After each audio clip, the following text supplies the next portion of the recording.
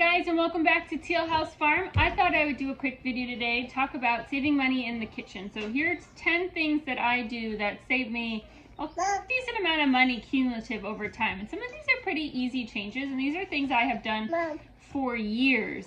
And they're little things that really do add up to make a difference. So if you're looking at your budget and you're saying, gosh, I need to find some places to make some cuts. These aren't going to be cuts that are going to save you $500 a month, but it might save you $100, and over time it actually might build up to be more, which will make sense once I get through everything. It's one of those things where small changes make big differences over time, and again, all these are tried and true. These are things I have done for years, so these aren't things that are new that I haven't tried over a long period of time. So these are all things that I swear by. So anyway, with enough of me jabbering, I know, let's go ahead and get started. The first one is I don't buy sponges at all. So we do not have a dishwasher.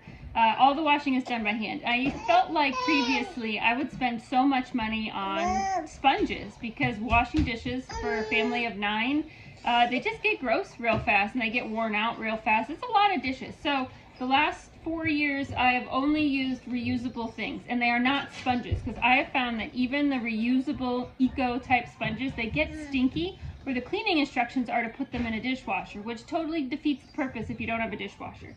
So 4 years ago I bought these, and I know he looks a little sad because it's been 4 years. It's probably about time to replace these, but I bought a package of 8. And so this is 4 years old. It's lasted me this long. I have 8 of them, but they have a bumpy, scrubby side and a softer, regular side. The package cost me maybe $10, so it paid for itself probably after the first month. And again, they're either 8 or 10 in the package. For dishwashing, they also work great for countertops because of the scrubby side if your countertops get sticky. And use it for a day or two, and then I throw it in my dirty rag bucket. It just goes through the washing machine, goes through the dryer or out on the line, whatever you're doing, and then is ready for the next use. And because there's a bunch of them, I just always have clean ones in rotation, and we just throw them in the bucket. You don't have to worry about it. But then we aren't buying sponges for anything, because sponges go right into the trash. It feels like just a waste of money. And for really dirty things like pots that get burned or my cast iron, I have chain link scrubbers. I have multiple of these that come in different sizes that I've collected over the years, but that way I'm not buying steel wool. I also found out with steel wool kind of shreds, and you get little pieces places, and I didn't really like that. I was afraid some of it would end up in my hoop. So I really like these chain link scrubbers for messes that get burned on a pot. Number 2 is I do not buy storage containers, and I rarely buy Ziploc bags. I reuse bags, and my favorite bags to reuse are tortilla bags. So these are great for packing lunches. These are great for putting things in the freezer or in the refrigerator for storage. I also use mason jars all the time as leftover containers for things like soups. There's really no reason to buy Tupperware containers, Ziploc bags. The only thing that I still buy Ziploc bags for are for things that I know are going to be in the freezer for a really long time, because if you buy the freezer specific Ziploc bags, the plastic is thicker and you can really suck the air out of it. So if something's going to be in the freezer for more than 6 months, I will use a Ziploc bag for that. Anything else, getting leftovers in the fridge, going in the freezer for probably just a month or 2, it's going to be in a plastic bag that has already lived one life. So bread bags, tortilla bags, anything like that, it's going to be in a mason jar. Or I do have a few reusable silicone Ziploc type bags that I have as well, that can go in the freezer or be used for packing lunchbox. As a side note, I have some bees wrap as well, which people use for like making sandwiches and you wrap them up, and they work pretty well. And you can use it in place of cling wrap and put it on top of a bowl. I'll give these a 7 out of 10. But they are kind of difficult to clean off after a while because you can only use cold water on them. They have to be resealed sometimes. Over time, I've fallen less and less in love with them, but I still do use them sometimes. So there's an option for you too if you've ever heard about those. Are they cool? Yes. Are they eco-friendly? Somewhat, but somewhere in practicality, they've lost a few points for me over time. Number 3, I'll make my own scents for cleaning vinegar just using citrus peel. So you could use lemons and oranges are really what I use most of the time, but you could probably use grapefruit and lime if you wanted to. But as you're eating things like oranges and you peel them, you put them in a mason jar until maybe about this full, and then you go ahead and cover it with vinegar. And you just let that sit on a countertop for a couple weeks. And then after a couple weeks, I'll put it in my Swiffer, because I use a Swiffer, but I refill the container so I don't have to buy the cleaning product, which is really expensive.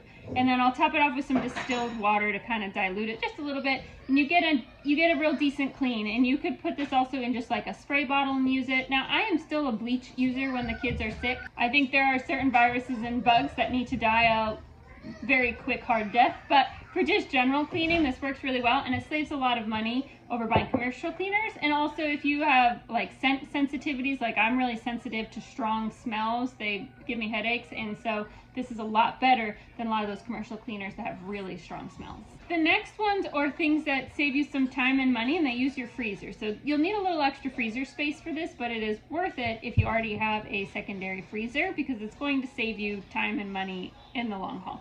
The first is tomatoes and peppers can be frozen whole. They just need thrown in a bag, even something like this. It doesn't have to be a real fancy Ziploc bag. Whenever I see them marked down at the store, because maybe they're starting to look a little wrinkly, it's kind of like a use today item, I will buy a bunch of them. I'll rinse, just give them a general wash because the skins are still on them, and then I'll just throw them in a baggie whole and throw them in my freezer. And once I have a whole bunch of them, then I pull them out like I did this week. And for tomatoes and peppers, I made some homemade rotel. I will link this recipe below. But it's something that the kids love. We go through a lot of it, and it's way cheaper to make it myself than it is to buy cans after cans at the store. You can also use frozen tomatoes and peppers for anything that you would want to have a cooked tomato in or a pepper. So stir fries, casseroles, they work great for that. And it's extra handy because when you freeze tomatoes, the skins slip right off. So if you're doing any sort of canning and you need the skins off anyway, you don't have to do that boiling to get the skins to peel off. They will slip right off as they defrost. But this hack saves me money over time because tomatoes can be pretty expensive, and so buying them in bulk on discount when the store wants them gone is a great way to save some money to make some homemade tomato products. Or if you're like us and the tomatoes are always at ripe the same time everything else in the garden is, it lets me save some time so I don't have to do my tomato canning at the same time I'm trying to put up green beans or corn or whatever that's going to take a lot of my time, so I get to kind of spread out the rush.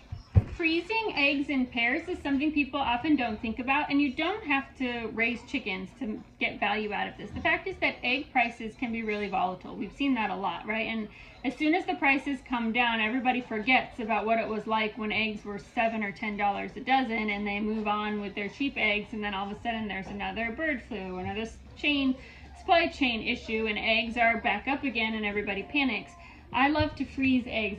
I try to do 3 dozen in my freezer for winter because we raise chickens, but you could just have a couple dozen for whenever, for when those prices get high, or maybe you're running short on funds, or you just forgot to pick up eggs at the store. These are raw eggs. I've cracked 2 eggs in a bowl. I just mix them with a fork to break up the yolk, and then I pour them in a breast milk storage bag, and I just froze them.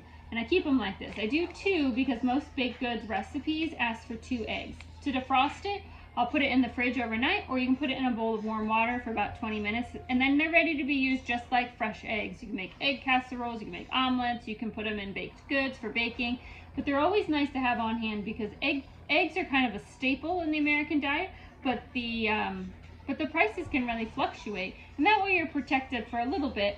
If you forget to pick some up at the store, or if the prices go really high, you don't necessarily have to pay those prices because you at least have a few dozen saved in your freezer.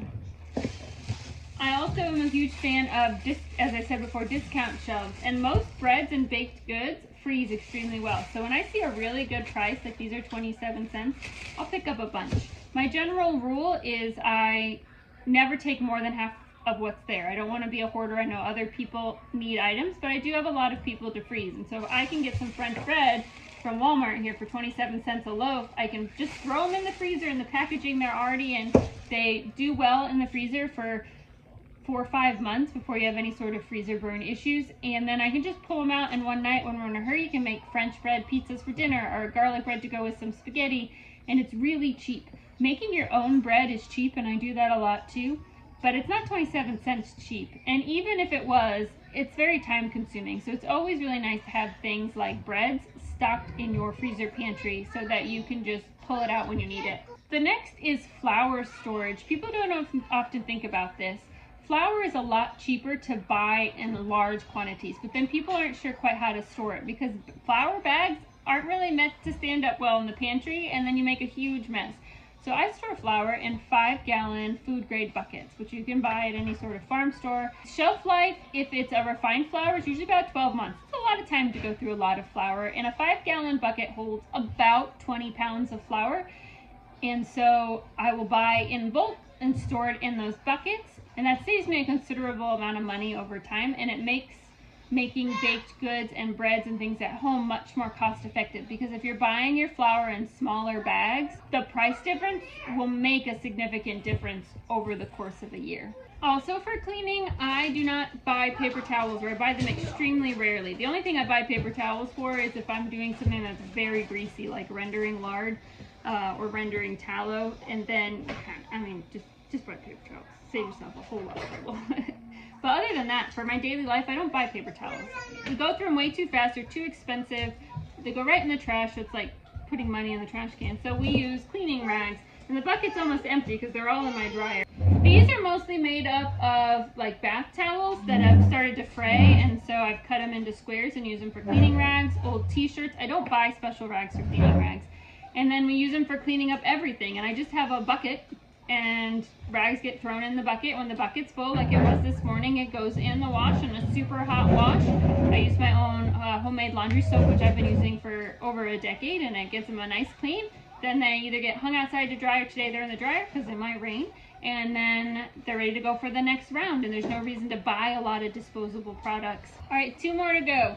I don't like, I buy paper plates from time to time, but they are really expensive because sometimes, like I said, we don't have a dishwasher. I do not feel like doing another round of dishes. Yes, buddy. And while the kids do have dishes on rotation, there are always dishes for me to do, right? And there's just some days there's just so much going on. But paper plates are super expensive. So one thing I like to do for like snacks to not create extra dishes is let the kids use coffee filters. Coffee filters are super cheap. You can buy them in packages of like 500, and then the kids can just grab one, put some popcorn or some chips or some cheese or whatever it is they want and snack in it. And then they can just put it actually in the compost pile. They're fully compostable, or you could throw them away or burn them. But it saves a lot of money compared to buying paper plates or paper bowls for when you just need the kids to make less dishes. The last and final thing is making a lot of my own soaps. So make my own hand soap for washing hands in the kitchen, obviously, and I can link that recipe below. And I also make my own dish soap from time to time. Now this is a foaming hand soap in a dispenser that I just got off of Amazon. These dispensers have lasted forever. It's super easy to make. It costs me like, I don't even remember, it's under $1 to make like 6 quarts, which lasts a very long time, even with a large family. And then the dish soap I give a solid B. It is not as good as the Blue Dawn. And as long as I have the money to buy Blue Dawn, I will probably always buy that because that cuts grease like nothing else. However, it's really handy to know because there are definitely times where I run out of dish soap before it's time to go back to town. And very simply and incredibly cheaply, I can make my own dish soap. It does a really decent job. The only thing it doesn't do great at is if something is just really greasy, like you made bacon for breakfast greasy, then you really got to work at it. But for general cleaning and doing dishes, it's much cheaper than commercial soap, and I feel like it works better than the cheap dollar store soap, but again, not as well as like the premium soaps on the market. But it is a kind of a tool in my toolkit for either when we're running low on funds or we've run out before it's time to go back to town and we're not running to town just for one thing. Anyway, those are just some things I do to keep the budget low, to reduce waste a bit, to make sure things get used up. There are obviously lots of other hacks. My number one hack is learn how to can, because once you know how to can and you accumulate the skills and the products over time, you can really knock down that grocery budget over time. Anyway, I hope it was helpful. Thanks so much for watching, and we'll see you guys again really soon.